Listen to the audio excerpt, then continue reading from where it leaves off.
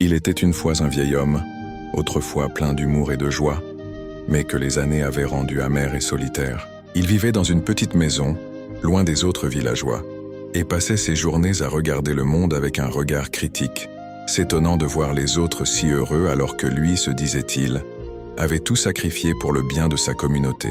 Un après-midi, alors qu'il se promenait près du village, il aperçut un groupe d'enfants jouant dans un champ. Ils riaient, couraient et partageaient des rires cristallins. L'homme s'arrêta intrigué. Qu'est-ce qui pouvait bien rendre ces enfants si joyeux, pensa-t-il. Il observa les jeux, les gestes et les mots échangés.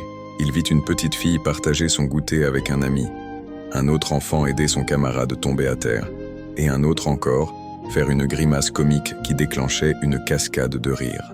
Un grand sourire naquit sur les lèvres de l'ancien vieillard, un sourire qu'il n'avait pas vu depuis des décennies. Il réalisa alors l'étrange vérité de sa solitude. Son amertume n'était pas née de la vie, mais de son propre cœur. Il avait oublié comment partager, comment se soucier des autres, comment se connecter. Il avait cru que le bonheur venait de la réussite, de l'accumulation, de la gloire individuelle, alors qu'en réalité, il naissait du partage, de l'amour et de la joie d'être ensemble. Il retourna chez lui, le cœur plus léger qu'il ne l'avait jamais été.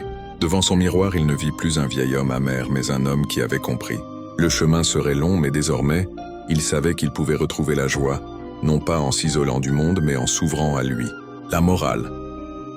Cette histoire nous enseigne que le vrai bonheur ne se trouve pas dans l'isolement ou l'individualisme, mais dans la connexion avec les autres et le partage. L'amertume naît souvent de notre propre cœur, de notre incapacité à nous soucier des autres, à partager notre joie et à construire des liens.